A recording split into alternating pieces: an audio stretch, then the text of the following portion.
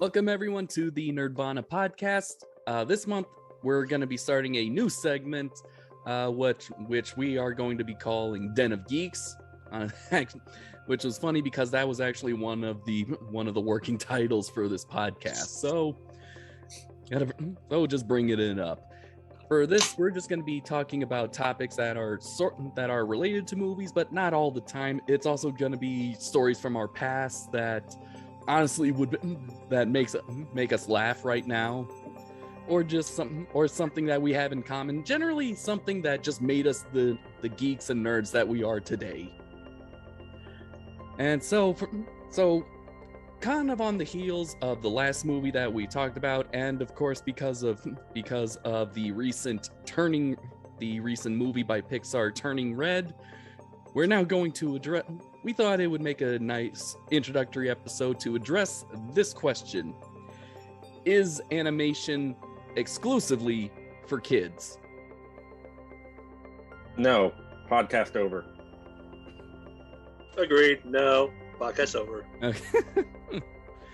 See you guys. We'll see you next time. That was quick. Yeah. All right. I got painting to do. Okay. Well, why? I'm just gonna say this. Okay. Short answer: aesthetically, yes. Long answer: no. It's not exclusively. No. Okay. First off, I don't know if people forgot, but I'm pretty sure Betty Boop was not made with kids in mind. Oh, you just. Oh, no. No, it wasn't. Honestly, I don't know what was the reason for any of those type of cartoons, the Fleischer cartoons, as well as the Walt Disney. Maybe they were made for kids. I mean, you had the whole noodly and rubber arms, that kind of thing. But you did get, well, since you brought up Betty Boop, I do have a video that's actually loaded up, but we'll just bring that up later. So, all right, so that's just the intro, like in the 30s. But somewhere along the way, we seem to have gotten the idea that animation is mostly for kids. And Correction. Not we. Just one generation. One generation? one generation who Well, try to push down their opinion onto others. Yeah, but I mean, but wasn't there ever a time, Tyler, when you just wanted to not have anything to do with any of Disney animation because you thought it as like too kitty-like? No, Because I've been there. no, because I found anime. All right, fair enough. Okay. But Tyler, I'm glad. I mean, John, whatever my co-host names are. Yeesh, a long day. Do I need to wear John- my Walmart name tag? Oh, it's Walmart now. No, that was my previous occupation. Still have that if you need to distinguish me. He's a hoarder. That's why I have like 20 box cutters from Walmart. No, but John, I'm glad you brought up Disney because I thought about that a lot. Now preface, I grew up in the early 2000s, so I was a little naive at this time. I didn't grow up in the Disney Renaissance, but I did notice, looking back, the sheer crap that Disney put out in the early 2000s. Don't get me started on Home on the Range. It- No. I was going to bring that up. Sure. it ranges from crap to good enough. Okay. I got this Let's all article preface pulled up right this. here. Okay. Let's all preface this. 2000s wasn't bad. I mean, we had Treasure Planet, we had Atlantis, and of We had course, Lilo and Stitch. it's Lilo and Stitch. That's a good one. which was directed by the team that gave us How to Train Your Dragon. Yes. Yes. But aside from that, especially a lot of Disney stuff in the early 2000s range, like we said, from okay to bad. Okay. Let's ask the better question. Why are people thinking it's for kids? This is kind of why I think the short answer is yes. I think it's because of the bright colors that are used. It's almost used to they almost exaggerate it, especially going back to classic Disney. You know, from Snow White, Pinocchio, Bambi, and Disney even during the 90s Renaissance still used some of that. Like those were some very rich colors, and kids like colors. That's also the reason why they liked Ninja Turtles and Power Rangers. I'm not saying that was the exclusive reason. To add to your commentary, there was a TikTok video of the creator of Happy Tree Friends. If any of you know that wonderful YouTube show. Oh dear. Oh right, you showed me the music video of that. Yeah. Yes. Yes. Well- Little furry animals in bright colors, blue, pink, and every color on the spectrum, getting mutilated. I think I've Lovely. heard of this. Now, mind you, in the comment section of this video, like the whole video is him like making an animation show for kids, shows subtitles, and then he's doing his little creep. It's like, kids, I'm curious about this show. Like, it's like, yeah, that's the reality of that. The kids were curious about this bright and colorful show. Look in the comment section, like, made for adults. Why so colorful? Because it's an animation style and medium. Yeah. No, I before we get too far into this, I think we need to clarify what we mean by animation. When we say animation, it's technically we mean something that is drawn or is technically drawn not using traditional filmmaking methods. So you don't have live actors, you don't have live sets. It's something that is either back in those days is drawn on paper and flipped kind of like a flip book, or for today's standards is something that you use in a computer. Mm-hmm. And I have with me several movies that I think are a good representation of the spectrum that animation, the style of animation, can actually have. It's actually a very what's the word I want? I don't nebulous, ubiquitous. It is a very inclusive genre. Animation is a very inclusive style that can fit in any genre. Yes, and honestly, when animation is not confined by the preconceptions that people like to force upon it, it's pretty breathtaking. Like we just talked about last month, Batman and the Mask of the Phantasm. Absolutely. Yes, absolutely. A good way. This is a good middle ground. It has some colors that kids will definitely be, will just track onto, as kids are. I mean, we'll focus on something that's over exaggerated, but there's also some very mature things. There's some very mature things about it. Lighting, shadows, topics like death, grieving, now, all that fun stuff. John, I do want to preface this that, Happy Tree Friends, there was something that predated that, and that was in the 80s. Not surprising. Watership Down. Yes, that one. That had Sir John Hurt. Sir John Hurt with bunnies, cute little bunnies being murdered. And that's not from one of the major studios, is it? No, I didn't think so. Like it was traumatizing. I remember my folks made a mistake of like, this looks like a kid's show. Nope. Well, that's kind of the thing that we think that just because of the aesthetic look and the color and the design of like certain animations from Mickey Mouse to Bugs Bunny to even the masterpieces of Pixar today that come on, buddy.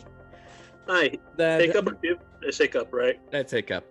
That animation we think is just mostly appeal for kids, but we kind of never really do. Most parents just don't really dive down deep into what is being given to kids, and I think this is kind of a good way to bring up this little masterpiece of animation from 1932. It's Betty Boop, but it was actually the first use of the technique of rotoscoping. So we'll do. So I'm just going to share this screen a little.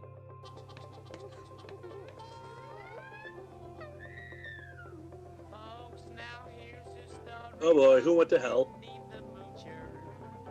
Is that Jamie Heineman? No, this is actually Cab Calloway. Huh. Oh, Jamie Heineman. It took me a while to figure that out.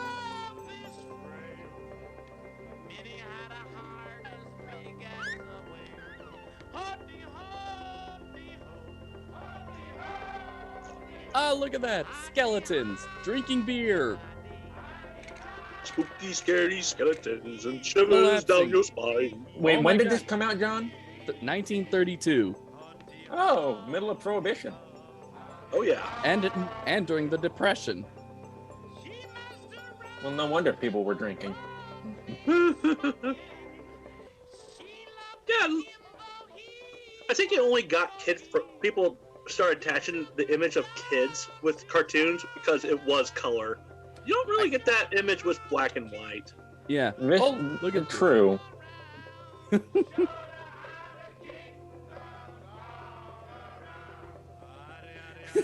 All right, so now, and that song is Cab Calloway's famous song, "Minnie the Moocher," on which he sang with a big band version in the comedy Blues Brothers, and it's really great. He also even did the dancing part, and the animators used that as a reference for the dancing ghost walrus. So just that little minute that we saw, that imagery.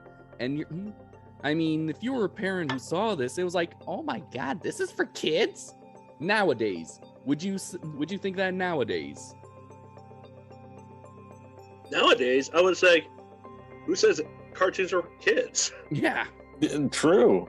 Because that's just me. Because I don't know. Like most people can't go by my curriculum, which is I've watched animation and anime, Mm-hmm. both same thing, but Japanese animation as well as Western animation, Mm-hmm. and like Japanese animation has more diversity.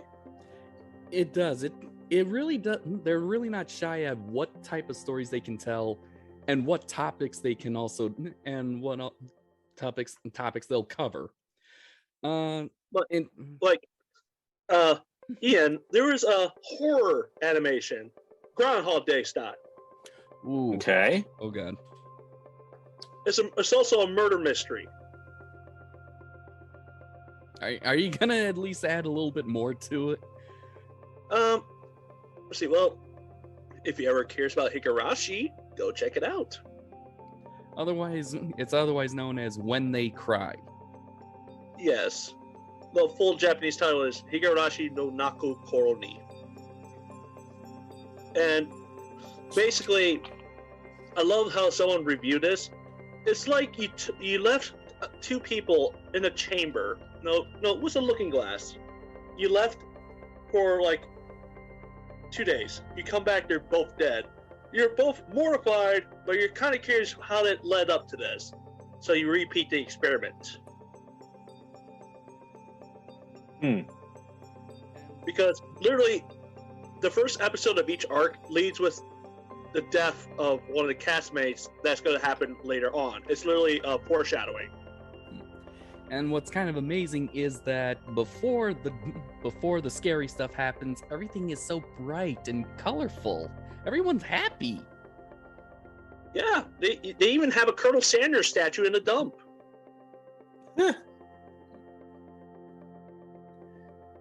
But I'm doing some quick research over here to try to help us through this topic. Okay. Something I immediately thought of before we started doing this and have been mulling over is Saturday morning cartoons. Yeah, that would probably be another factor.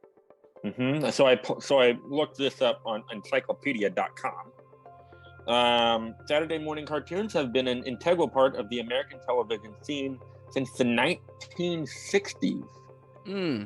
Saturday morning is unlike any other time of the programming week in that the viewing audience is more monolithic than any other.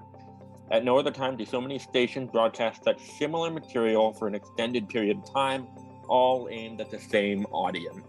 Which is... I will make an argument on that. There was a commercials of Fred Flintstone smoking. Yeah. Actually, well, keep in mind, this was the 60s. Yeah, 60s. Yeah, 60s. And we're talking about Scooby-Doo and shit, like zoinks, I have the Munchie Scoobs. Let's see, we have... Well, we all know that. That came out in the 60s as well, so... Let's see. We all know what's going on in that machine. Let's see, we have... Yeah, the only mystery is where's the money coming from? Right? Let's... Gas right, alone for that gas guzzler. And let's see, there's... Let's see, there was the Flintstones, there's the Jetsons, there's Scooby-Doo. There's some of all the basically other, anything Hanna-Barbera. Anything Hanna-Barbera. There's also its knockoffs of Scooby-Doo, like Jabberjaw and Josie and the Pussycats. Well, you gotta realize the reason why Hanna-Barbera worked so well was it cut so much corners, reusing the same frames. Yeah, that's well. Yeah, that's why it's always. That's why Disney does that too. The looping background is kind of a hilarious joke in some modern animations. Yeah. Like literally, they're reusing the same frames for the running animation. Like anything you do to cut frames, it would do. Although it wasn't as bad as He-Man, where it was 2 frames a second. Oh yes. Or how about Tyler? What about Captain N, where they were too lazy to even draw the background? Yes. But no, like let's reminisce the post of why can't it be like old animation movies? Ah yes, the brave little toaster and that clown and the fireman. Good God. And I thought Oh god, way to remind me that I'm afraid of the Joker. Oh yes. Oh yeah. And I will. Hey, fun fact: the Brave Little Toaster is literally the prototype for Toy Story. Yeah, it kind of is. Yeah. John Lasseter was on it. Oh.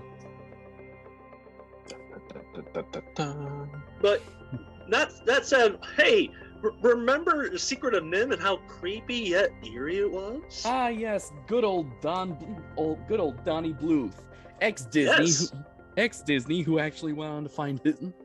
Let's see, several partnerships with either Warner Brothers or Universal, mostly with Steven Spielberg, gave us classics like The Secret of Nim, An American Tale, All Dogs Go to Heaven, and The Land Before Time.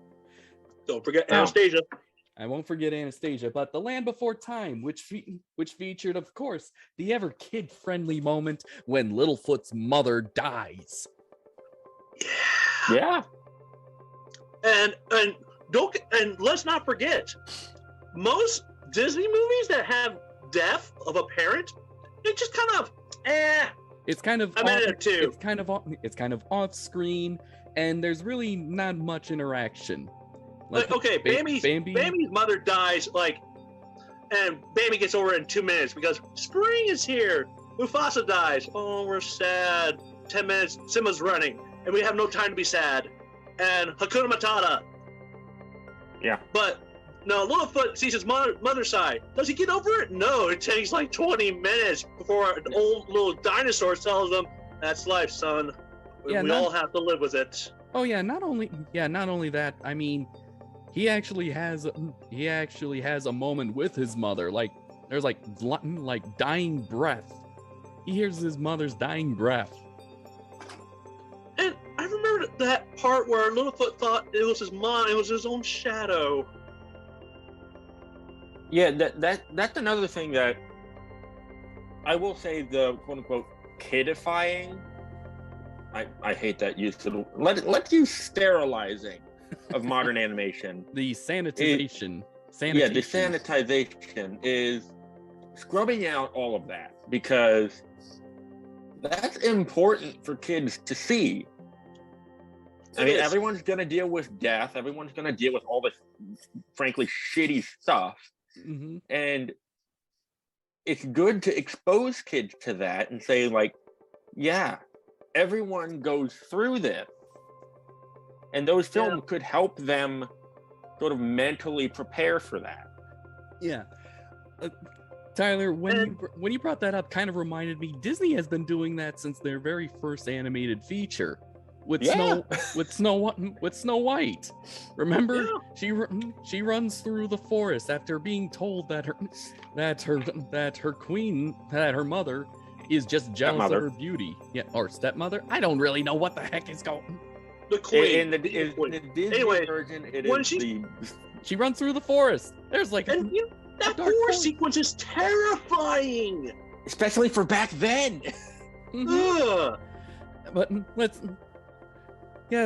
then she collapses due to fear, and she's sad and alone. And then all of the woodland creatures come and they comfort her, and it's like, oh, I'm so fine now. I'm gonna sing a song.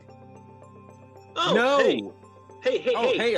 A strange house in the middle of the woods. John, what was this gem? We're back! A dinosaur story. Remember Dr. Screw Eyes? Yes, he has a literal screw in his eye. Yeah. Mm-hmm. Right, I remember that movie. Hey, it's the only one I remember that has John Goodman as the main lead. Oh, yeah. Besides really? Flintstones. I was going to say, you forgot about the Flintstones? No, I did not. Well, yeah, John Goodman in the early 90s only was in 2 dinosaur movies. And the closest thing he got to returning that was Kong Skull Island. Yeah. Anywho. Put him in a Jurassic Park movie. No. Well, we're not getting that freaking live action series now, so freaking well. What live action series? It doesn't matter anymore because it's not happening. Okay. And here's the thing, like, John, they are constantly rehashing our childhood for every new generation. Oh, good God! Don't even. Yeah, don't Oh, bring. boy. Do not. You don't need to bring up the live-action remakes that Disney has been doing. Like, I'm not talking about that. I'm not talking about that. I'm talking about, like, we had 1987 Teenage Mutant Ninja Turtles. You know what else I grew up with? 2003 version, which is more darker. Yeah, me too. But honestly, I'm okay with that because they're trying something different. Yeah, I liked the 2003. It's kind of intense. Kind of better than, say, I don't know, doing a series that takes place in the live action universe with animatronics. You know, the next mutation. Oh, Transformers, Beast Wars. No, Teenage Mutant Ninja Turtles, the next mutation. Oh, really? Is that what we're going with now? No, that was from back then. Remember, there was a crossover with the Power Rangers back in the day with In Space. Right. Oh man, but yeah, no, it's like they were doing a reboot, like kind of rebooting everything back when I was growing up in high school. The transitioning from middle school to high school, Transformer Armada, which was like Pokemon. Gotta catch all those mini-cons. Yeah, pretty much. You know, then we got He-Man, the remake. Oh, geez. It never really occurred to me what the heck was so important about that intro that just interrupts Prince Adam at the intro. But when thank God YouTube decided to come around a few years later, and then I came across that, I was like, oh, now I get it.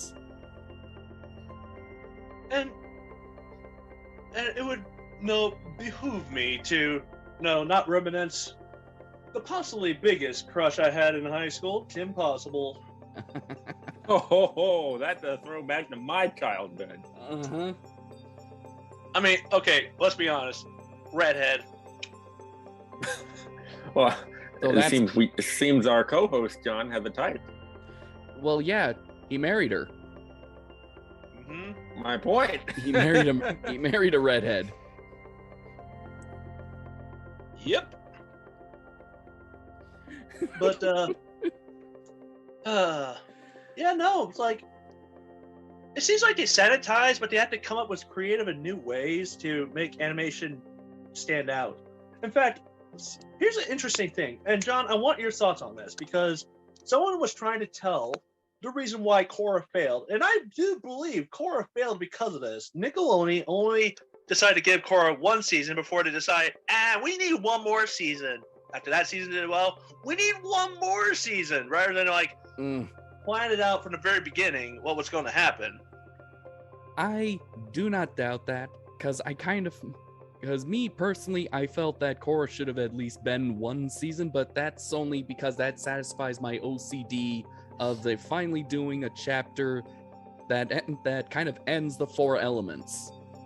But the funny thing is, someone said, isn't that how most shows should be doing it? You got to plan for one season rather than plan out in advance of the season. I'm like, that's kind of missing a point on planning ahead. Mm-hmm. Yeah, and we'll get into this sort of vein when we review Jurassic Park 3, but you generally want to have your series semi-planned out. Mm-hmm. I mean, yeah, you can have it wrap up at the end of the season. Yeah, sort of like. But you also want to leave some threads open. Yeah, sort of like what Marvel did with their movie universe. Let's see, they would announce some. They announced some films that would be premiered, but then they'd be put on the back shelves. They would take in some movies that they would have to write in to kind of fit in, and it does very well. And then it all got wrapped up in Endgame, and it just felt so very satisfying because they weren't planning like every single step, but they were planning moments that were important. They were important points. Well, yeah, I feel like a person is missing a point of how to write a series because you just don't end a series after one season. You don't just like wrap up everything on a nice little bow. No, you kind of have to tell a story in an arc. Can you imagine if we defeated the Fire Lord in season 1 of Avatar? Even with 20 episodes in that one season, that wouldn't have been enough build up. Yeah. No, like, no. Because especially for a big villain like that, you gotta build it up. And we wouldn't have met Toph, the most awesome he's the best part of the series. That's the only reason why I stuck around was because of that little demon. Blind badass. Yes, that blind badass from hell. The boulder is conflicted about using his strength on a defenseless blind girl. Sounds like you're scared. The boulder is no longer over his conflicted feelings. Hey, John, fun fact. Mick Foley did that. Who? Mick Foley, WWE legend. Oh, a WWE legend didn't voice a character that is a parody of The Rock. Yes, you would know him as Mankind. No, I wouldn't, because I didn't really follow wrestling that much. Aw, man. Dude, if it wasn't Nickelodeon, I did not care. Yeah, and there's another thing. The shows that Tyler, you and I grew up with in Nickelodeon, they were disgusting. Hey. We can't discount Ren and Stimpy here. That's what I mean. They were, yes. Nickelodeon in the 90s was the barf age. It was the messy age. It was all about the slime. Oh, geez. It was all about gross out humor. Mostly burps, actually. But actually, fart in a kid's show. Yeah. I do have a proposition for you guys. Would you say that animation has almost faced a similar situation to gaming in the early 90s, where people believed games were just for kids until Mortal Kombat came around and they were up in arms, raising their pitchforks and torches? I think so, because I remembered there was a time before Ren and Stimpy where I wouldn't get like a little promo that said that this show has been rated Y7. I remember a time like that. What is Y7? That's well before my time. It means it's rated for 7-year-olds. Why even rate it at that point? Oh wait, I remember this day and age where every kid's show is almost crap.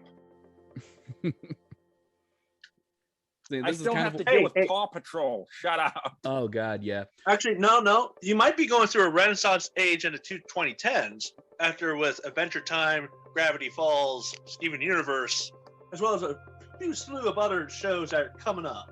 Sort of. They were telling good stories. Dragons. Yeah. Yes, Dragons. Remember that series? Didn't that cut? Let's see. The first two seasons that were on Cartoon Network. Yeah, those were not generally. Those are more kid-friendly. But they still tackled important topics. And honestly, considering the background of both of our channels, we gotta talk about that. Yeah. Then when it got into Netflix, oh god, pile of bones. Pile of bones. Oh yeah, eating dragons alive. Wait, remember when? Oh yeah, remember when the Red Death in the first movie ate a Gronkle? And if you blink and you miss it, if you focus on the Gronkle, you'll see its eyes open wide just before the jaws clamp shut. Yeah, we gotta talk about dragons now. We gotta, because that, from what I remember, that broke the mold on what a quote unquote kids show, as some of my classmates would call it. It broke the mold in a lot of ways concerning that style of animation and the material that it could cover. Now, granted, Kung Fu Panda also did this sort of thing. Mm-hmm. No, but go ahead, Tyler. I got to formulate my thoughts. Now, Ian, one of the things that grew up in the 90s, the most important thing about my childhood that kind of broke the mold that animation is for kids is not realizing that the shows I was watching was not meant for kids, but I was watching them anyways. Oh, geez. Toonami, thank you for helping me. Toonami. What about MTV? You know, with Daria and Beavis and Butthead. Oh, yeah. Oh, geez. And The Simpsons. The Simpsons. We can't forget about The Simpsons. Oh, well, Simpsons. Is that family? Is that for kids? My mom forbade all her children, me and my sisters, from ever watching that show because we were too young for it. But yeah, same here. But it's a cartoon. It shouldn't. That means it's for us, right? No. John, to add salt in the wound, George H.W. Bush made a campaign speech about The Simpsons. Wait. Ooh. What? But I remember there was actually an episode where he was in it. Yeah, he's like, we want to go back to a family like the Waltons. The Watsons or Waltons, not like the Simpsons. Wait, the Waltons? I know what you mean. You mean the show where they say goodnight to everybody and it takes like 2 damn minutes? Yeah. Yep. The Walton. Yep. George. No, they just want the Brady Bunch. Simpson. Or Little House on the Prairie. Bunch. Oh, I love that show. Don't drag Little House on the Prairie through that. I love that show. Okay. I just like Western dramas. Okay. I don't know why. But no, so Ian, Toonami, like apparently over here they thought like all the anime was for kids because they brought Tenchi Muyo for 10-year-olds and everyone-year-olds to watch. Yes, for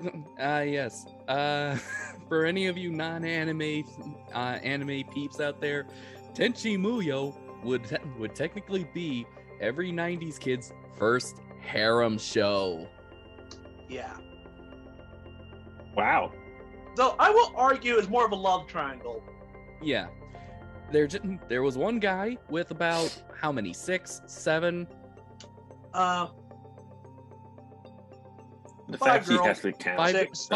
Five girls in the house. 2 of them. That's way too much estrogen. 2 of them are actually infatuated with this male character. For me, sounds like hell. And Ian, they had hot spring episodes, and the original content was not going to fly by. They had to edit it. Yes, of course they did. Imagine my surprise, because I remembered seeing that show on Toonami because I'm a couch potato. Of course. Why do you think we're doing this? But then imagine what was your original channel? Your original channel name? I went through so many. It was supposed to be like Nation of Couch Potatoes. There you go. Yeah.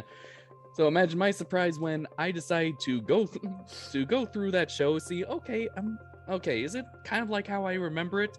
And then actually seeing that, wait, where's the bathing suits? Why are they removed? Like, oh god, this is the uncut version I'm watching. Uncut and unedited. Uncut and unedited. And I remember the Toonami promos, and they're like, "They'll have a hots for Tenchi." Wasn't really. That freaking voice, Tyler. Oh god, it's Optimus Prime saying the girls have the hots for Tenchi. Yes, it was the original Optimus Prime, the original Optimus Prime from the '80s cartoon to the live-action Transformers movies. That Optimus Prime. Honestly, I can never get that out of my head. Honestly, I watched almost any episode that came on Toonami because of that voice promo. Oh yeah. Oh, and just to give you an idea how ridiculous this was, Ian, I watched a show called Outlaw Star, and there was a plot inconsistency that happened because they couldn't edit it. It was the Hot Springs episode, of course. Where Why always a fun episode? where the main character gets the bullet he needs to win the day for the next episode. They never, like, when we watch the original, they never show where he gets this bullet from. Crappy editing. I won't say God. crappy writing. Wait, they couldn't edit. You said they couldn't edit it? They couldn't edit it. Not with Asia Clan jumping everywhere. And that's kind of when we get. That's when, let's see, right around the early 2000s, when we got that block on Cartoon Network called Adult Swim. And granted, we had a few originals, but then it gradually went to putting in anime. Like I remember, like the Borak show, Aqua Teen Hunger Force. Yeah. C-Lab 2020. C-Lab 2021. Look at him and tell them that there's a God. John, I do have to ask. Hey, is this a kid-friendly show? Shows you Gundam, absolutely. When edited, yes, pretty kid friendly. If you can get by all the exploding shuttles with people on them and pilots whose last words before they die are "It's a Gundam." Yeah, for family kids. But because there's no blood, it's okay. Oh God, remember? Tyler, remember that there would be like actually there'd be another special block on the weekday where they would show Dragon Ball Z and Gundam Wing uncut. Yes, I remember my mom going when she saw Raccoon giving the bird. Really? Oh God, I missed that. Raccoon giving the bird to Goku. And the reason why I remember this fondly because I asked Mom, we're going to go to Grandma's, and I asked my sister to record this on our DVR that we just got. I was so stoked because I want to watch Dragon Ball Z. We get home for Grandma's, and I'm watching this, and she just walks in just as Raccoon flips the bird to Goku. Of course she does. Of course. Isn't that how it is for an anime kid? It's like, oh, this is so amazing. There's so much good story, good animation. Mom comes in. It's the one part you don't want them to see. The worst timing. Isn't that how it always goes? Yes, it is. Oh God. I couldn't. They did not make. They tried to stop me from watching Gundam Wing because I happened to watch the uncut. I watched the uncut version where they say, granted, it's not as funny as you, but they heard when the character says, "Damn." They say, yes. Oh my God. Yes, an 8-year-old is. I don't want my 8-year-old son to hear that. So it really, it really just kind of confused me so much. It was like, did I hear that right? Because I watched the episode again during the actual afternoon block, on Toonami, and he doesn't say "damn," he says "oh man." It's like, what? Oh my God. And especially when the hero, escapes from this bed that he's kind of strapped down to. He usually using nothing but brute strength actually frees himself, and he's like covered in blood. Mm-hmm. There's no blood. I don't get. Sorry to interrupt. I have to bring this up because it bothers me to no end. What is the fascination with blood in these kids shows? Like, why don't they want to show that? Because in any form whatsoever. Red stands out against a colorful backdrop. It really does. Well, yeah. And also, We can't traumatize the children. Oh my god! Living through the past several years has traumatized the kids more than showing them blood. Yeah, pretty much. And also, kids are going to get scraped. They're going to get cut. They're going to get hurt. They're going to get hurt regardless. So they're going to see blood. So just censoring it is not going to change a goddamn thing. No, kids are dumb and they do dumb things. They get hurt. And when they get hurt, they're now smarter for it. Unless they die because they do it again. Now, John, how shocked are you to know if Disney were to release a movie now that shows a character smoking? How shocked would you be? Not shocked at all.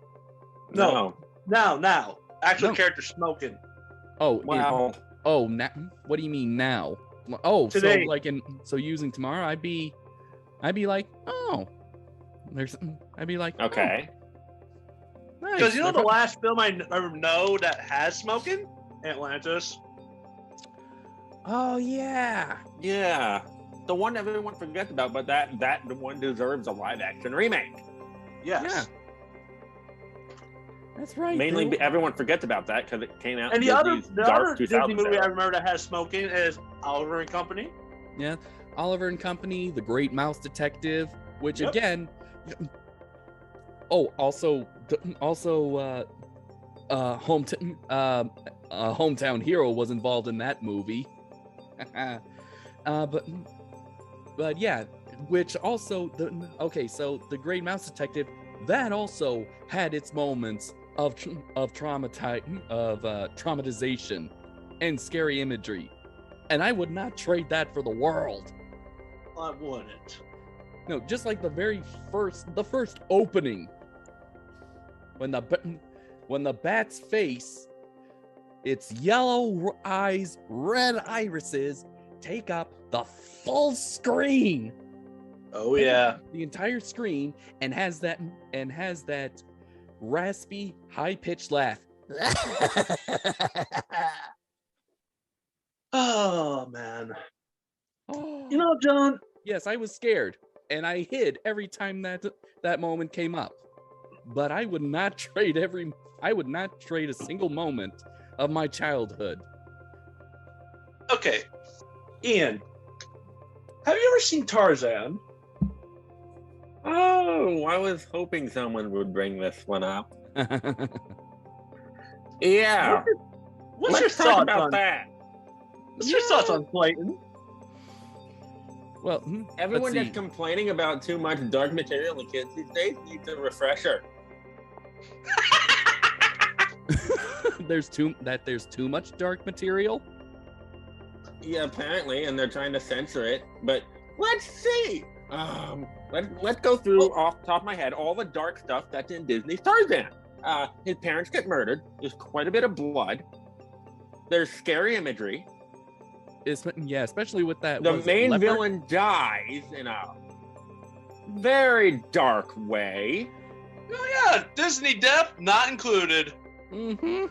Yeah, no. Though it was a satisfying ending. It was. Mm-hmm. Most Disney villains like to fall to their deaths. He did fall in a but he different stopped way. Before he hit the ground. Yes, it was. Yeah. It was, I guess in the terms of Norrington from Pirates of the Caribbean, it was a short drop and a sudden stop. Yeah, that was a pretty long drop and then a sudden stop. Yes, the brilliance of not even seeing that silhouette until the lightning flash. Oh, I didn't even see it as a kid. Oh God, yeah. You know, I didn't even see it as a kid. I saw it much later as an adult. I'm like, I remember seeing it I remember seeing the movie in theaters. Never actually did see the. I think I caught like a last second glimpse of the silhouette, but my mom saw it. So she was the one that pointed it out. So I wasn't really traumatized. I wasn't traumatized. I was traumatized enough from these family pictures. So I didn't. So it kind of just slid off my back like a water on ducks. You know. Yeah. You know, What about Mulan? Mulan. Being blown up to Oh. bits, chunky bits. Let's see. War. No, She's no. the highest John, body John. count of Yes, It's I not know. war. I saw the post. Mulan's the only Disney movie where the Disney princess has a body count. and Hey, one in John, the it's thousands. It's not just war. It's I'll make a man out of you. Uh-huh. Yeah. Hiya, Toothless. Have you ever been? Toothless? Are you finally making an appearance? I see Oh. a shadow. Guys, I forgot. I found a post that someone was arguing with a mythology buff that Zeus only had one kid named Hercules because Okay. he Oh, saw the Disney movie. Oh God. Wait. Was this on YouTube? Was this on What? YouTube? Because I remembered. Because on YouTube, someone uploaded a video about the what Disney's Hercules gets wrong about Greek mythology. Oh, the mythology guy. Yes. I just And- watched that the other day. And okay, it's easier to list who isn't a son of Zeus. Or a Uh-huh. kid of Zeus, because he also had Helen. Yeah. Let's see. I honestly that sort of remind me let's see. When Molly was coming to visit over, and all 5 of us were in the house. Molly has Down syndrome by the way. So my oldest sister Mandy puts in Pocahontas.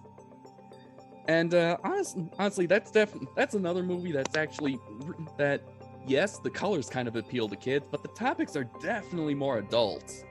But I remembered saying that, I remembered trying to rewatch this movie and I couldn't get through it. She asked why, and he goes, my inner critic was coming out. And if she had said something about it, oh, you thought it was crappy because it wasn't accurate. I go, no, if that was the reason, Disney's Hercules would actually be higher up on the list for inaccuracies. But hey, being inaccurate does not mean bad. Let's look at Notre Dame.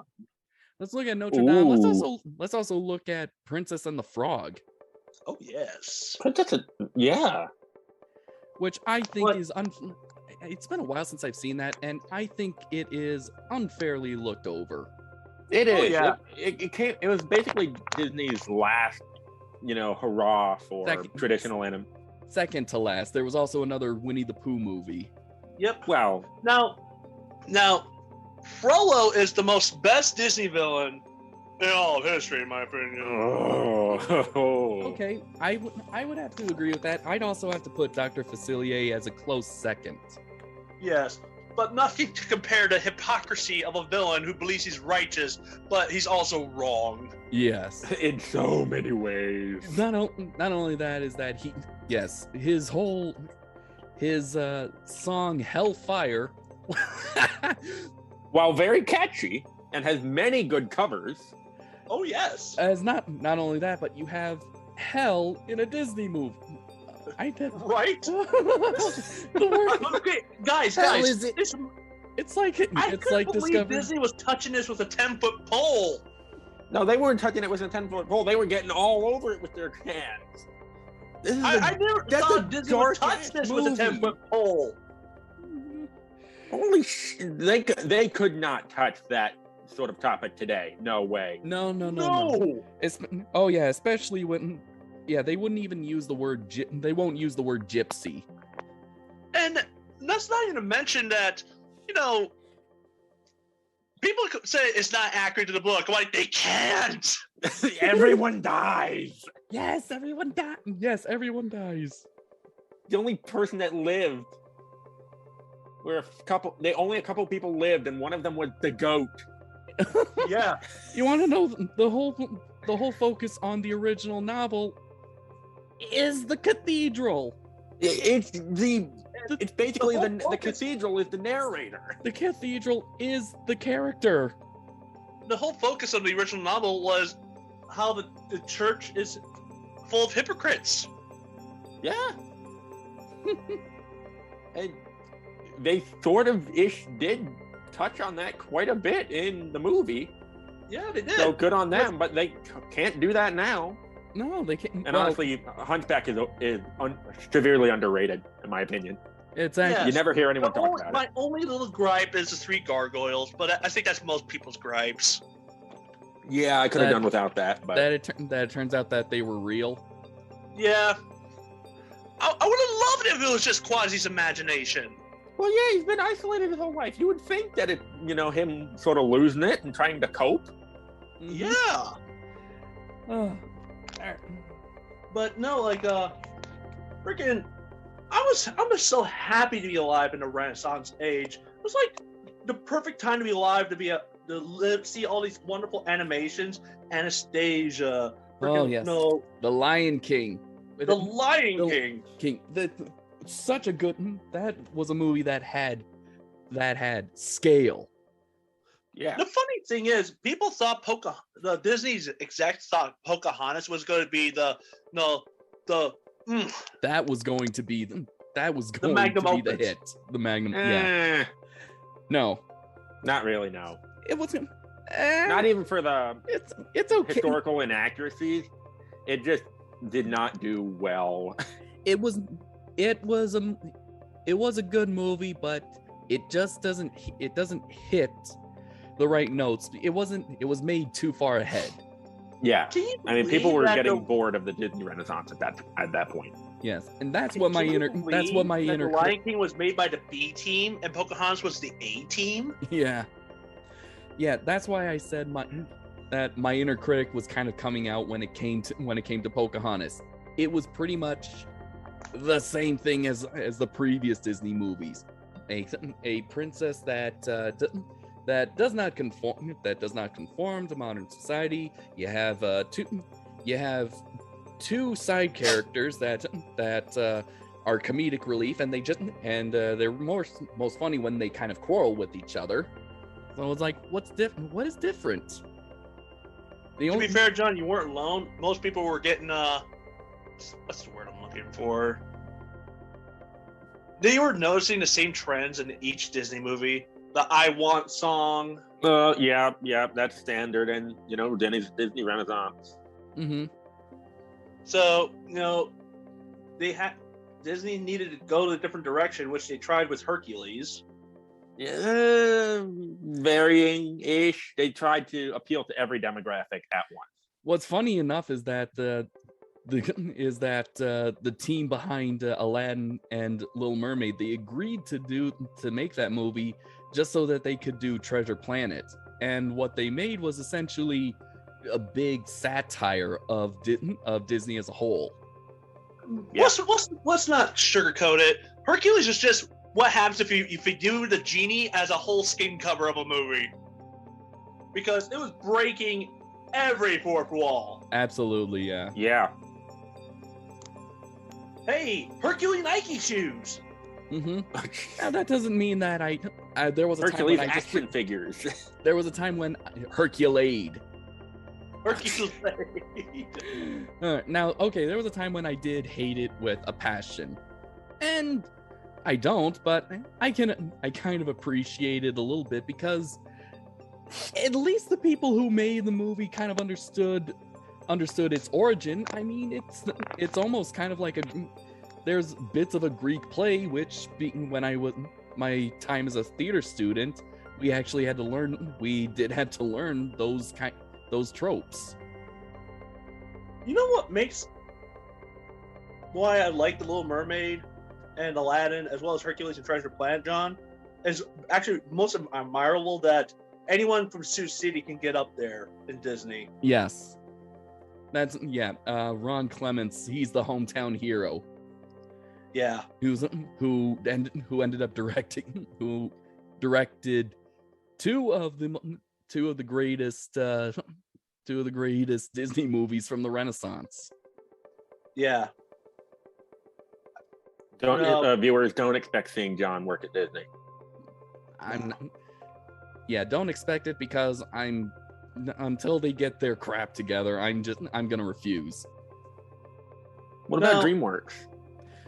Now, Maybe the funny DreamWorks. thing is, so let me bring up a topic. The fact that the Black Cauldron had to be edited because it was too dark.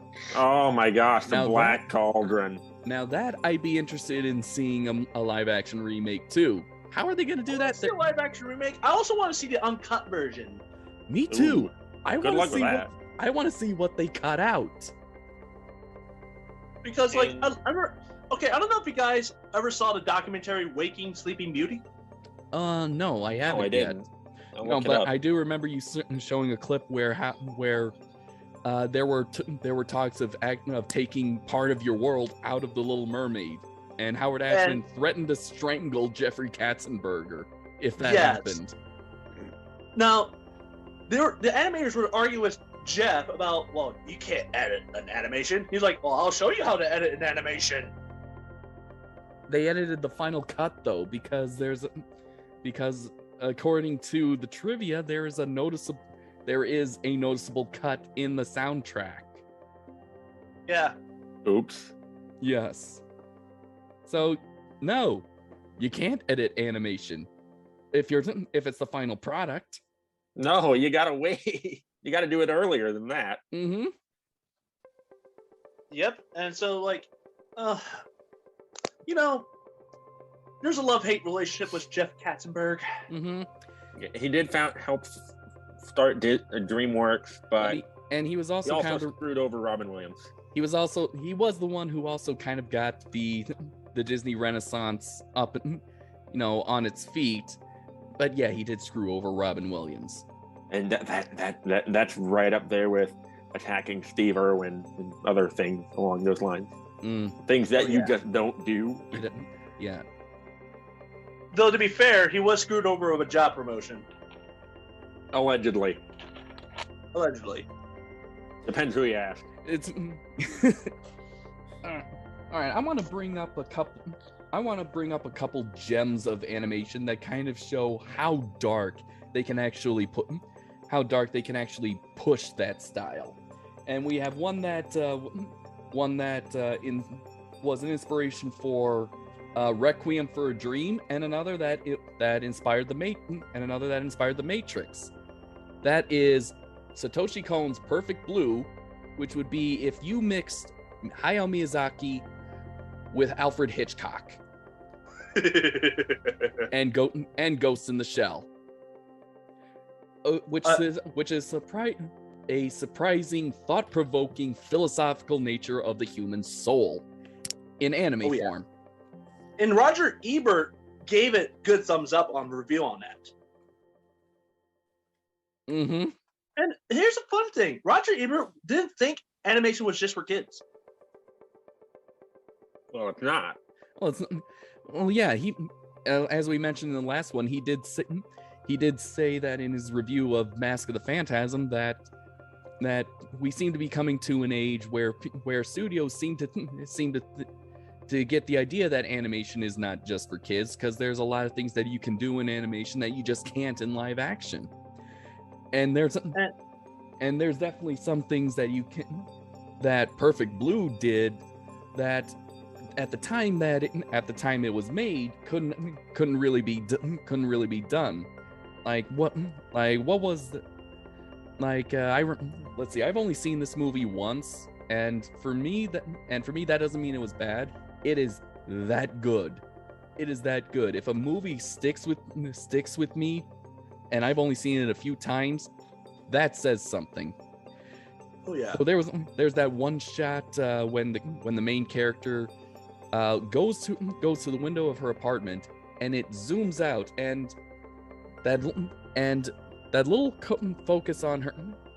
Tyler, you know what I'm talking about. That little focus. I know what you're talking about. That little spot of where it is animated, but then it zooms out, and everything kind of looks like it's real.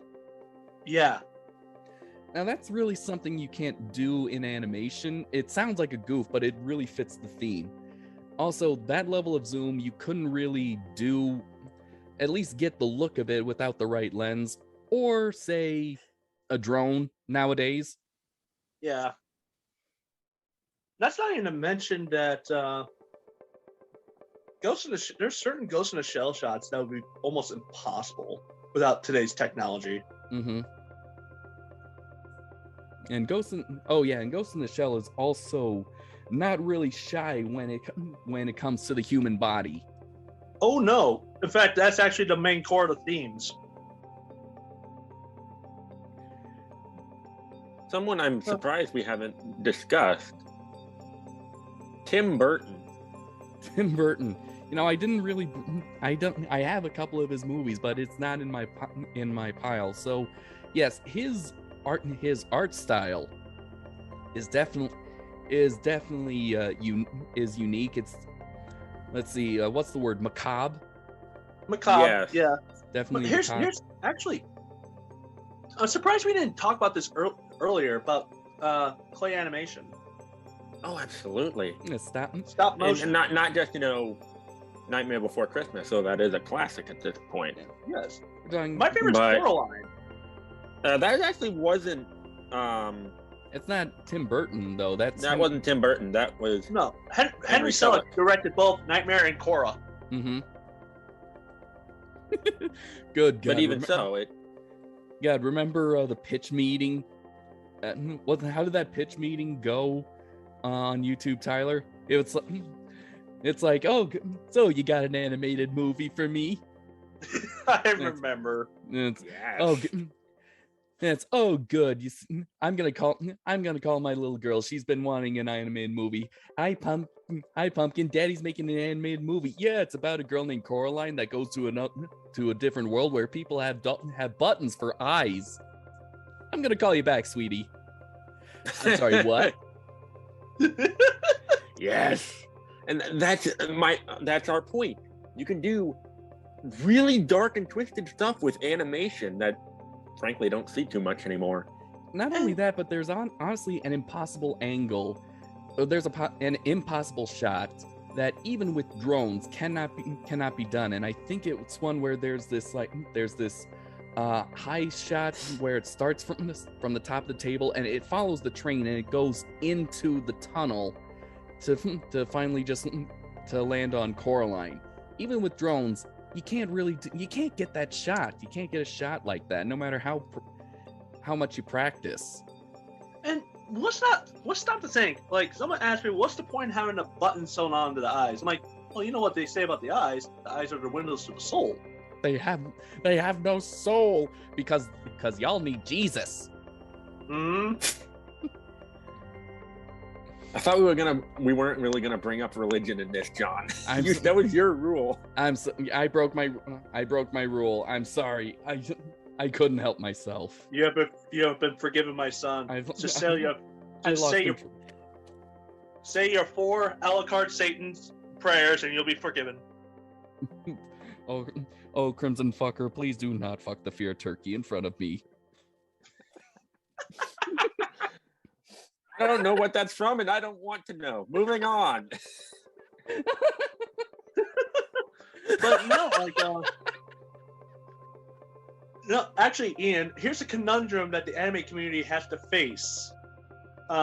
People telling cartoons are for kids, or when we get to the harem stuff, it's for perverts.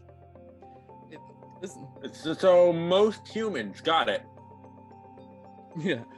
It really is a shame. This is the problem that why we're having this kind of talk is because everyone seems to think present company excluded, and whoever is still watching this thinks that there has to be a dichotomy for animation. Animation is art, and art is subjective. It is for everyone. And animation pretty much proves that it belongs everywhere. Oh yeah. Yeah. So it's not for kids, it's not for perverts, and it's not for people who don't know when to grow up. It's not for the snobby art house people. It's for everyone. Yeah, and a lot of especially the really good animation that you see a lot, and the ones that aren't cash grabs, I should add. Yeah. You see a lot of heart and soul of the artist put into that.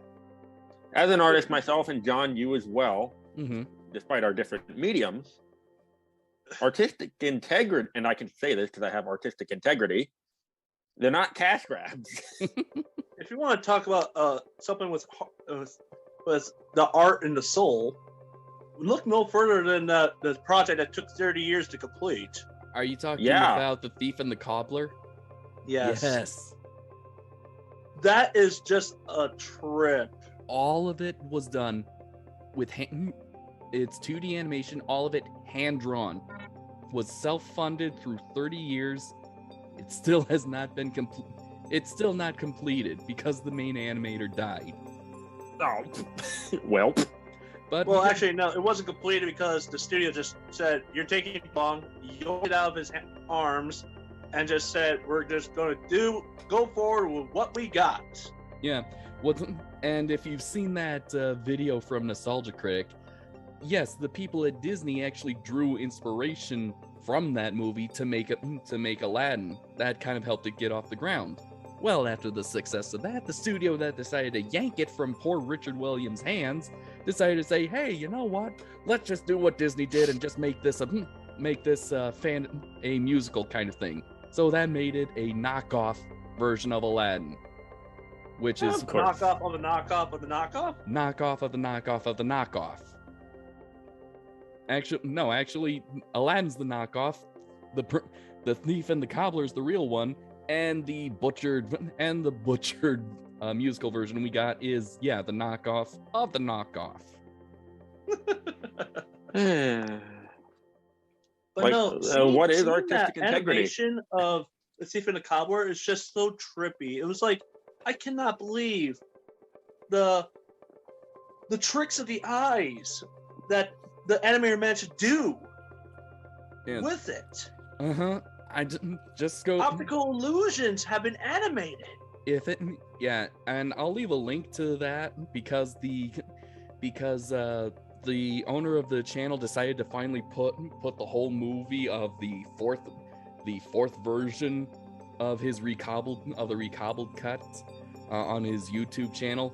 And I'm just gonna warn you, it's not meant for people with vertigo or any kind of perception problems, because it will fuck you up. Yeah. But if you're kind of a fan of that trippy artistic kind of stuff, or a fan of Vincent Price doing his rhyming, this is definitely a movie worth checking out. It is amazing. Okay. I do have to ask.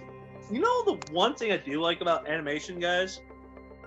When they make it smart and make it look like for kids, but there's actually pretty good adult humor. Oh boy. Now, what are you I got a good show for y'all. Rugrats.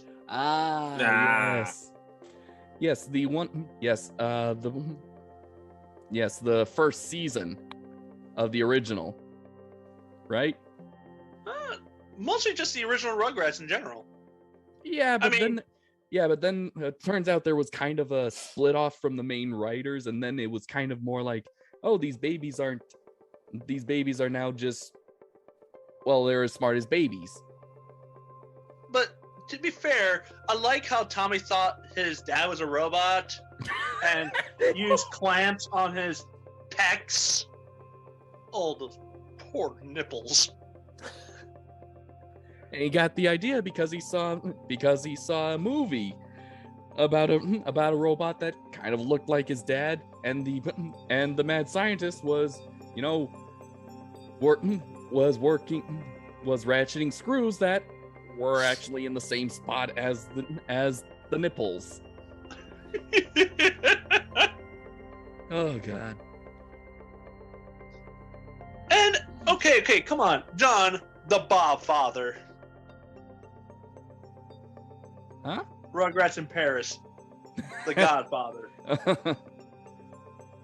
I don't remember that.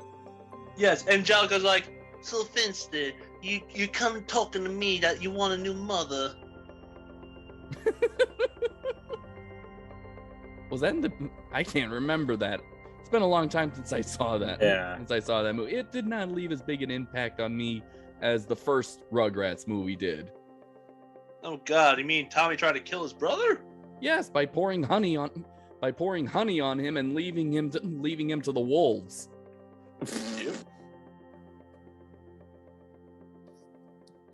But going back to a previous topic, I have noticed that aside from, the really good animations and animated movies that we see, dragons, etc. Mhm. Shrek, the first two Shreks, Mm-hmm. and the fourth one. Fourth one was okay. I have noticed that a lot of the independent animators make some of the best stuff. Iron Giant. Oh, the Iron Giant. I've never seen Iron Giant. It's been What? I have not seen that in a long time, but I do own it. We probably Dude, should review that one at some point. Ian, you own it to yourself to watch it. I will check it out and review it at some point this year. I owe it to myself not only as a fan of movies and animation, but as a fan of Pete Townsend, because he was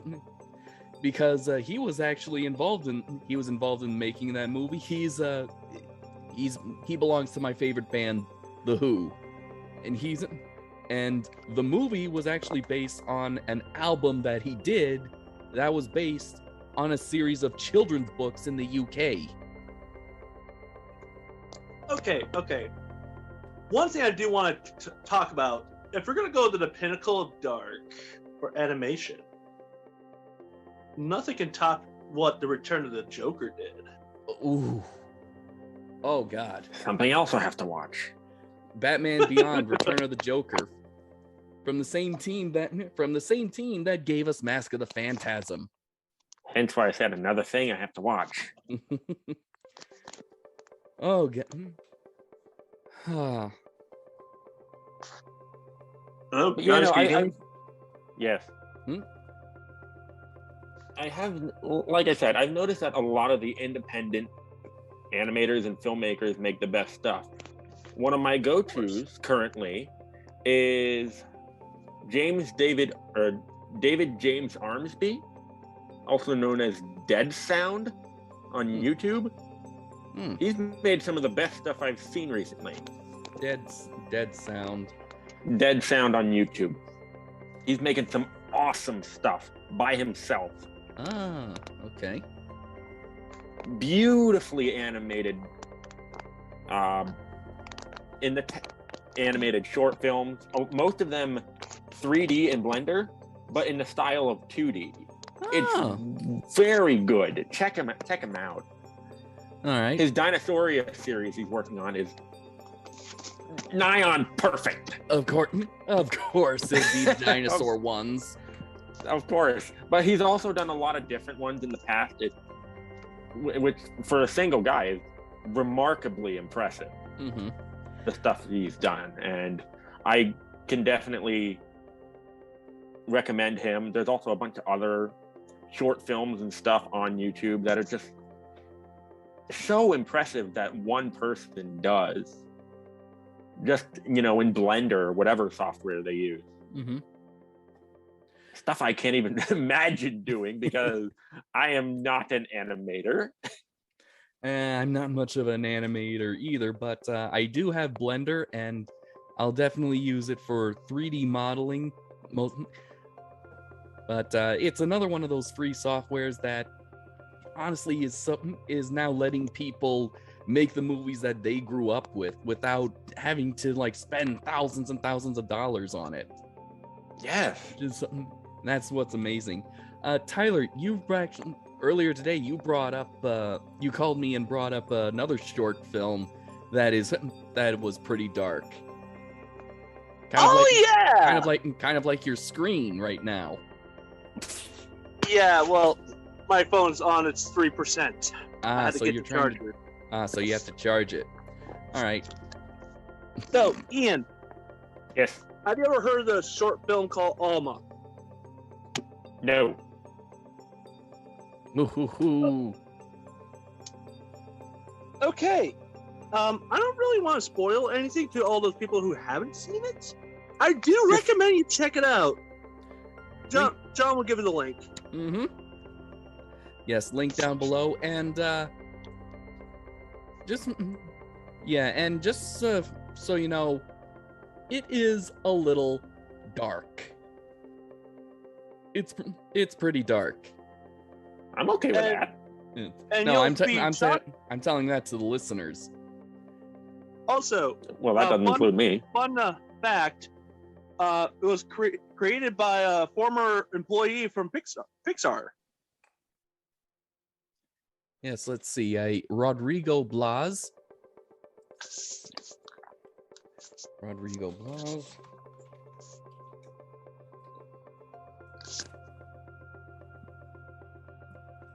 So,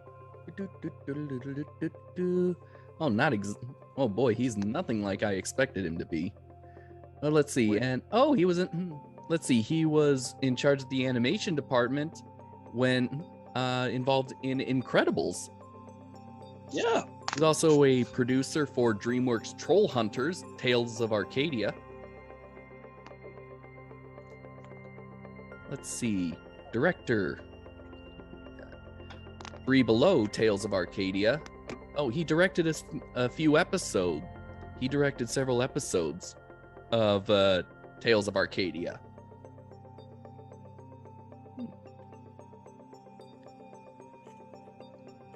No, he went from Pixar to working with DreamWorks. Or at least Seems whatever. to be what a lot of people do. Yeah. And what's that? Oh, there's a photo of him with Guillermo del Toro.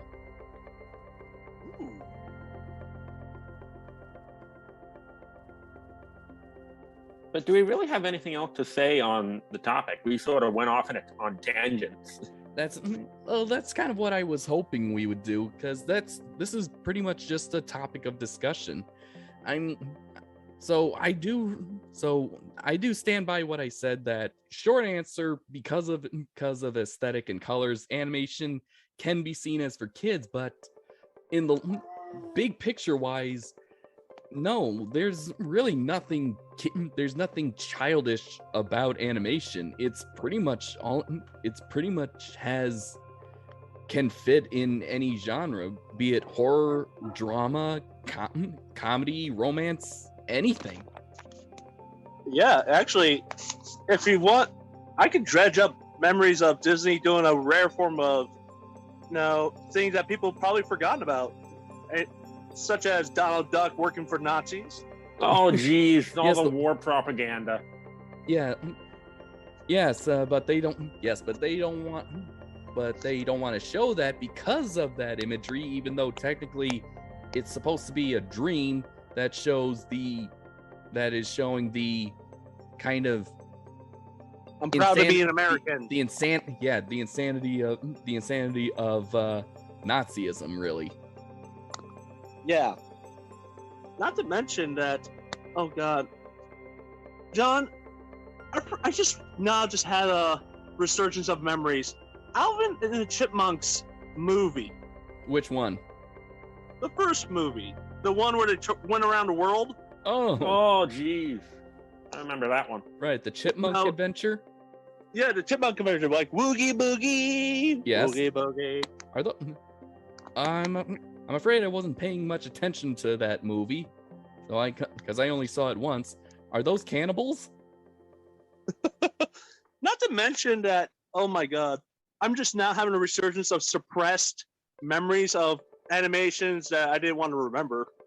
Oh, Pound puppies. Pound puppies. Yes, let's go to the pound. Why? Why would you want to sing that? No, interesting enough, John, do you remember a short little Disney short named Little Toot? Yes, I do. It's like a tugboat. Yeah, that was one of the earlier Disney package films. The theatrical features they would put out during during America's involvement in World War II. What was it? I think it was in Melody Time, because you brought because you brought that up some time ago.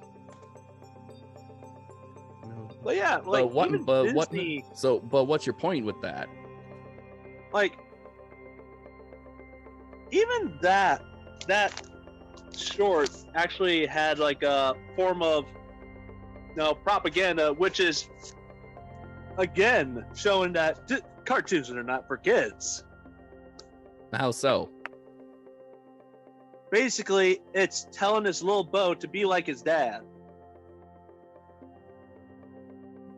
Because in the lyrics at the end, you made your daddy proud, you have now grown up, little toot. Okay. So, yeah, it's basically, it's kind of a weird way to tell kids, be like follow the family, I guess. No, I think we're not talking about the elephant in the big room here. The big elephant. The biggest elephant. I'm not really following your logic. What elephant in the big room? Song of the South. Oh, that one. Oh, there it is.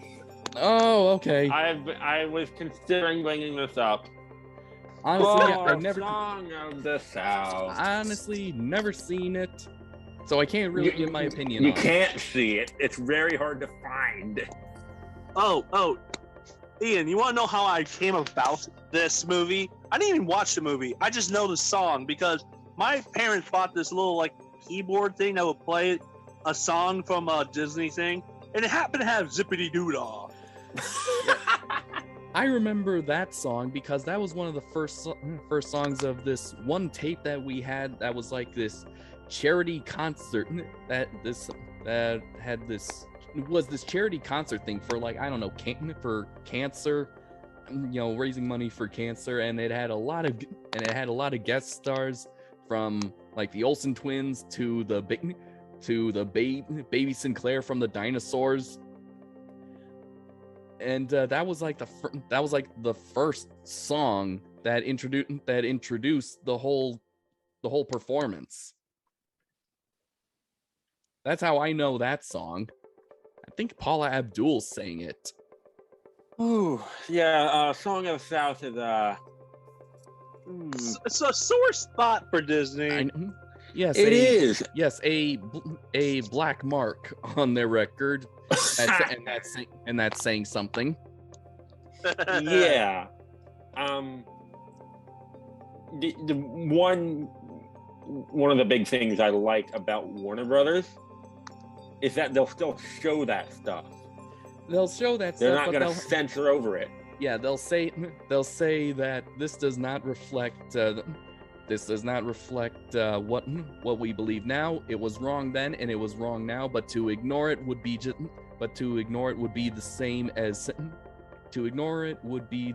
same as pretending it didn't exist. Yeah. Yeah. Take notes, Disney. Mm-hmm.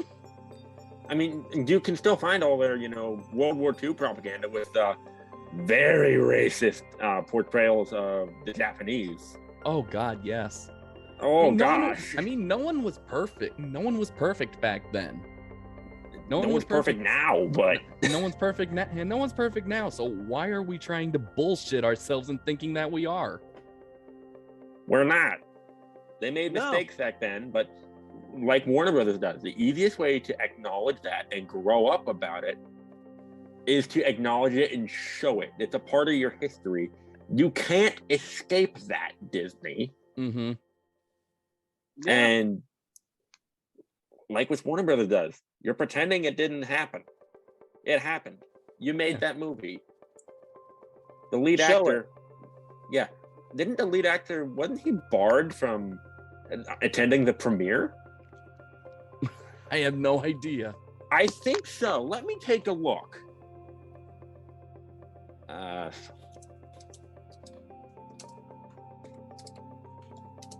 But yeah, it's like, Disney has a lot of things to be ashamed of, but there's only one movie they really are ashamed of. It seems only one. Only one. Really? Only one in all the things that you've made and all the things you've done. Like, I can find Donald Duck and Nazis. I can find a lot of things, but Song of the South is like a ghost. Mm-hmm. Came out in 1946. 1946. Uh-huh. After the Civil War. Which apparently that's not stated in the film because they still look like slaves. And they act like slaves. Granted, this was shortly after the Civil War in the movie.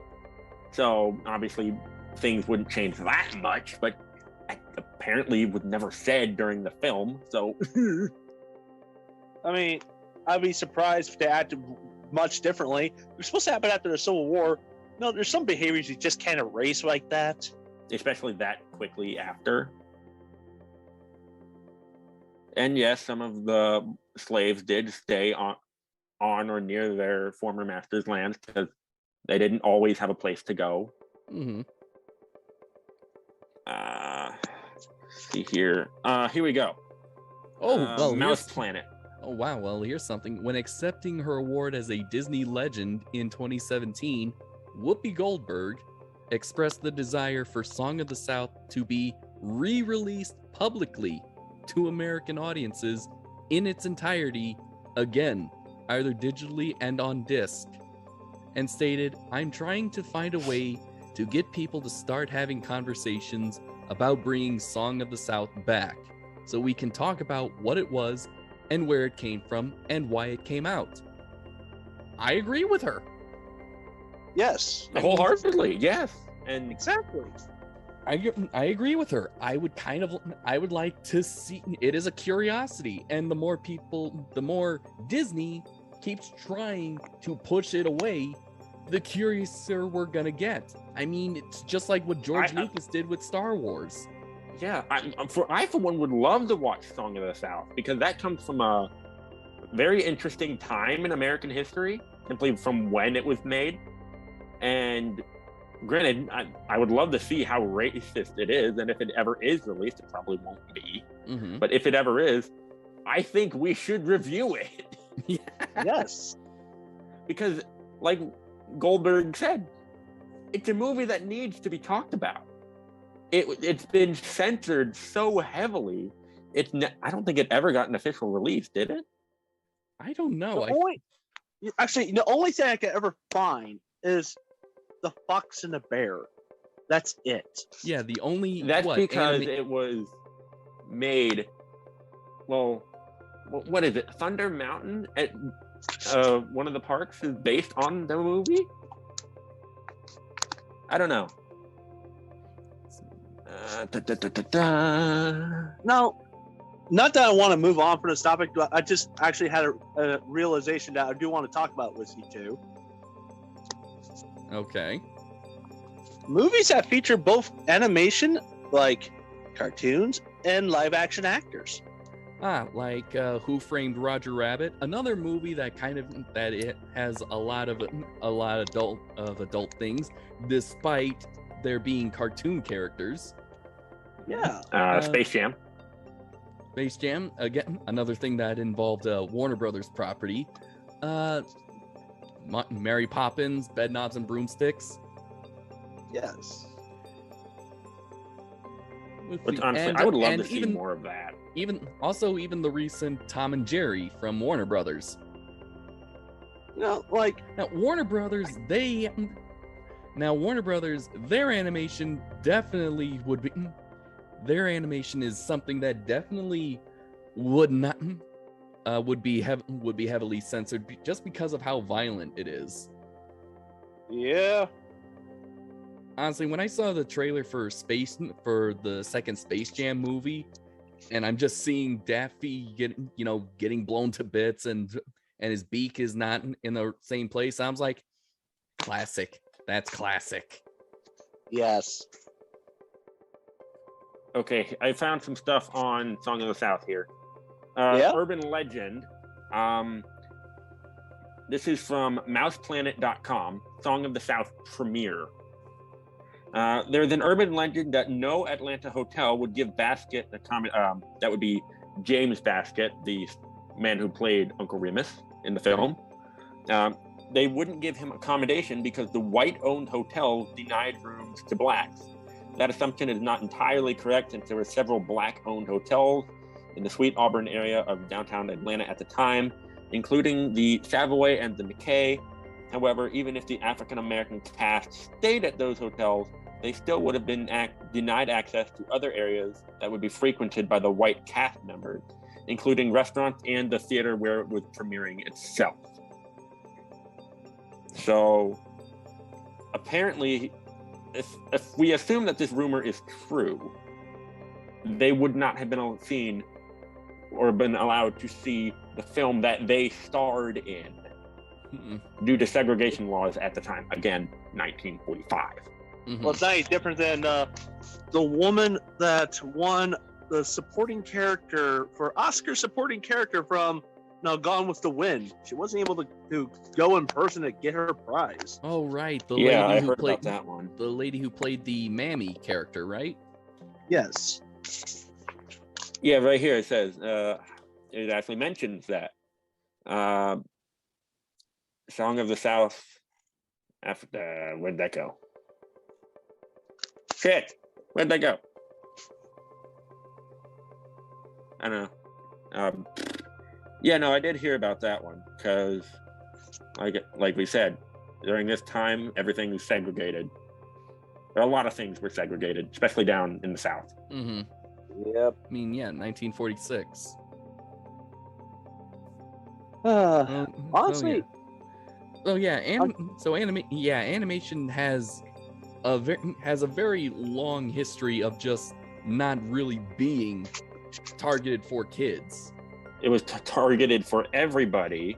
Mm-hmm. Sometimes it's adults. Sometimes kids. It's just, I guess, due to Disney mostly, and due to a generation that it found a niche audience in the form of children.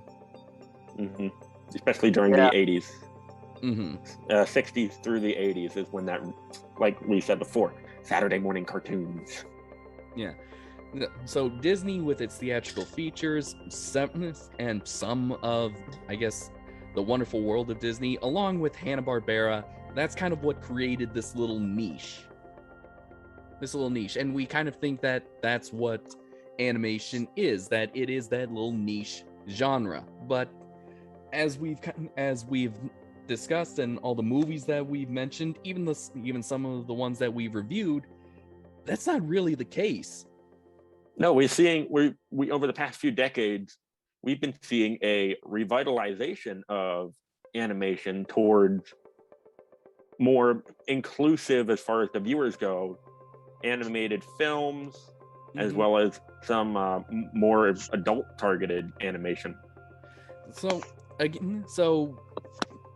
our collective opinion is that no, animation is not strictly for kids. It's not exclusive for kids. It's just a cultural, or at least in America, in the West, culturally. It's mostly an American thing. That's where the opinion of. Mm-hmm. And to be honest, the way I look at it is, animation is just a medium and a tool to tell story. Exactly. It. Yeah. Animation is, there's no better way to describe that. Yeah, it is a tool. It's an artistic medium. Yeah, it's an artistic medium that pretty much fits in any genre. It depends how you use it. And it depends who use it, and who is the artist that is handling it. So it could be Steven Spielberg. We know his movies are generally towards families. They appeal to both adults and children. It could be anyone from Walt Disney. Most of that is towards kids. Or it could even be, let's say, Tim Burton. His can appeal to people that enjoy kind of like the gothic imagery or the macabre. Corpse Bride is up there for me as far as Tim Burton films go. I love Corpse Bride. Corpse Bride's good. It's pretty. Oh my gosh, it's so good. It's good. I don't know. I kind of like the little homage to the Universal monsters with Frank and Weenie. Oh yeah. Actually, fun fact. You know the reason why Disney decided to call Nightmare Before Christmas Tim Burton's Nightmare Before Christmas? So they could distance it? Partially, yeah. When they finished completing the movie, in order to keep the project going, Henry Selick showed the Disney execs the classical song "What's This?" Now, "What's This?" does not make it look bad, now does it? It looks pretty cheerful, looks pretty upgoing, upbeat. Oh god. And then they got the whole package. Oh god. This is Halloween. This is Halloween. And so to distance, they were gonna put it under the Disney logo, but decided to pass it off to Touchstone and say Tim Burton's. Yeah. Just to make sure it was like everyone know is this a Tim Burton thing. So that was probably one of their bigger mistakes. So Henry Selick pretty much just used an underhanded tactic to keep the movie going. Yes. Perfect. I respect Stick it that. to the man. I respect that. Yeah. Because like if they had seen what it was going to be originally, they probably would have shut it down. Was that? Ooh. Hold on, let me guess. You got that from the movies that made us. Yep. Yep. Something else I gotta watch. It's a series. It's a documentary series on Netflix, and it's kind of amazing of how some of the movies that we loved got made. So, and most of those are movies that we have already reviewed. They did Aliens, they did Back to the Future, they did Jurassic Park, and Tyler showed me Home Alone. Like, can you actually believe that the interior shots were actually made in a defunct high school? Their studio was actually a defunct high school. It wasn't a movie studio. And can you believe there's a lot of backroom dealings that we know nothing about? Ooh, I'd love to see like in depth into that. Like, okay, Ian, Home Alone was originally supposed to be a Warner Bros. Pick. Ooh. But it kept going over budget. But what's his name? John Hughes was making like frequent lunch meetings with a friend who's actually an executive for Fox. And so they were talking about kind of the problems that they're having with Warner Brothers not shelling out any money, until eventually came like, okay, you just tell me when they give you the call saying, pulling the plug on the project, and we'll take it over. Sure enough, when Warner Brothers called saying that, yeah, here's what we're gonna do. We're actually going to pull the plug on your movie. So if you could tell everyone in the studio to just shut down production, that'd be great. So what? All right. So the guy who was going around telling everyone, saying that, okay, pack it up, movie's over. A guy right behind him was going like, actually no, now we're a Fox movie. Keep going. Hey, got the movie done, didn't it? Mm-hmm. It's actually entertaining to see. It's like, we're now a Fox picture. Dun dun dun dun. Doesn't play the whole jingle. Mm-hmm. I'll be right back, guys. Cut. Okay. But yeah, pretty sure this episode's over. Yeah, I'm pretty sure it is. Let's just wait till he gets back. Okay. But this is a fun conversation. This is a very fun conversation. I think we can kind of end it with sort of our usual how we usually end our movie review episodes. I give this a 5 Rurouni Kenshins out of 5. No, not that. I say like, what's actually your favorite one? What's your favorite animated movie? Oh my god, dude, you're asking me to give me at least a 3-pick option. Okay, your 3 favorite animated movies. Ooh.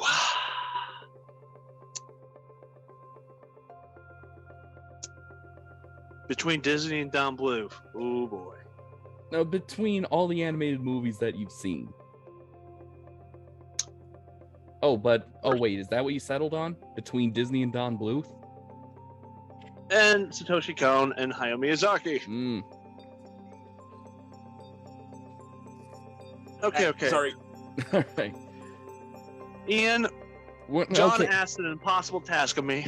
Oh boy, right. We're what gonna a mess. But we're gonna end this episode by asking, what are our 3 favorite animated films? Oh boy, that's easy. Okay, then Ian, you go sarcasm first. there. No, that was sarcasm. Oh, okay. Oh jeez.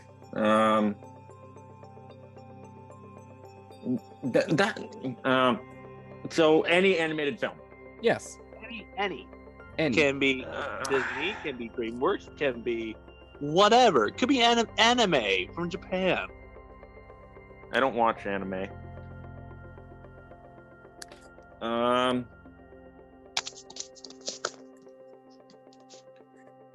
Unfortunately, they haven't made an animated Aliens movie yet. Get on that, please. I'd love to see that. Well, at the top of the list for me, How to Train Your Dragon. That one holds a special place in my heart. Let's see.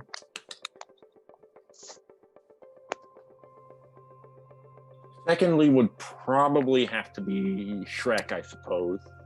Another DreamWorks. Okay. Another DreamWorks made a lot of my childhood movies. Okay. Fair enough. And third, drawing a blank on third. Let's see. I guess Corpse Bride. All right. It's not my favorite Tim Burton movie, but it's my favorite animated Tim Burton movie. All right. He had a live action one I'm a big fan of. He had a live action one? He had a live action movie that I'm a huge fan of that we got to talk about one day. Is it? Well, it's not Charlie and the Chocolate Factory, is it? No, Edward Scissorhands. Oh, right, that one. I was also kind of. It's so good. Right, that one. I was kind of also thinking Sleepy Hollow. That one's good too. It had Johnny Depp. Mm-hmm. And Christopher Walken. But no. Okay, my top 3 animated movies. Ooh. Spirited Away,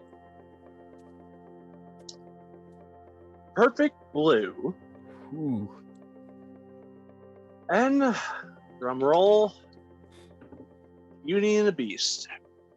Ooh. Because one actually won an Academy Award. The other was the first nominated Academy.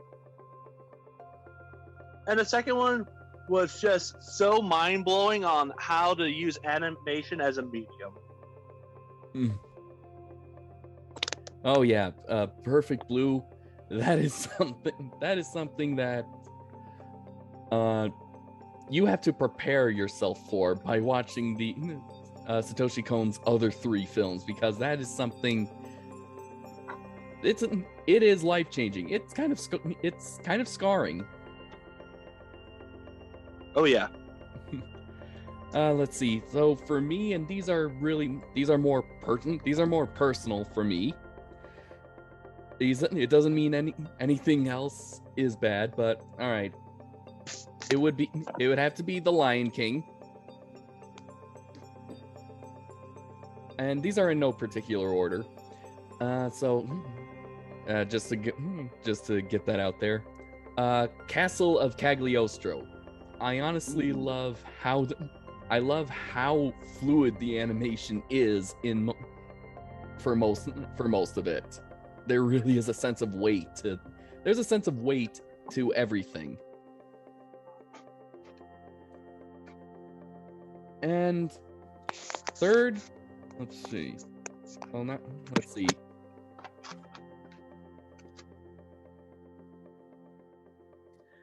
I don't know if I can boil it down to just this one, but I would want to just say the entire work of Satoshi Kon. Because he's not limited to one genre, and he tells such great stories through animation. Oh yeah, he does comedy. He does act like thriller and horror. He did romance, and he does sci-fi. Yep. And he only has made 4 films. Mm-hmm. So I feel like Satoshi Kon is really just a great embodiment, is the perfect embodiment of what animation can do, and just how just at least the level of quality that animation can achieve when you're not bound by a standard. Mm-hmm. So so with that, I think, I can't think of anything else. So I think we're going to end the first episode of Den of Geeks. Do join us for the next time we meet. We're just gonna be talking about any stories that happened in our childhood. Oh boy. Yeah. So, and it's not just going to be discussions like this, guys. We're going to be doing a whole bunch of different stuff. Games. I'd like to see John play Alien Isolation. Oh god. Yes. You would also like to see me play Phasmophobia too. Yes. I'd also we all got to play that together. I'd like it if we could play the new Rift Tracks game that was just released. So it'd sort of be the same vein of what we do now. We talk about movies, but now we can make jokes about movies. Mm-hmm.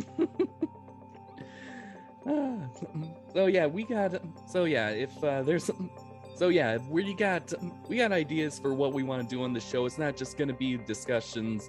Like Ian said, we're going to be playing games. We're just going to be telling stories. We're just going to be talking to each other, and hopefully that what we talk about, we not only entertain each other, we entertain you who's listening. Mm-hmm. And don't worry, the reviews aren't going anywhere. We'll be doing reviews as well on the main Nerd-Vana podcast as well. Yeah, I mean, we still got a couple Jurassic Park movies to review before Dominion. We have Jurassic Park 3. Did we not do Jurassic World though? You said you didn't want to do Jurassic World. Oh. I'll do Jurassic World. I can't remember what I'm doing. I can't remember what I say anymore now. We can do Jurassic World. I'll happily do that. I gotta get going. All right. Yeah. Later. Yep. Later. See you, dude. See you, everyone. But yes, no, we could do Jurassic World and. Hold on. See you, everyone.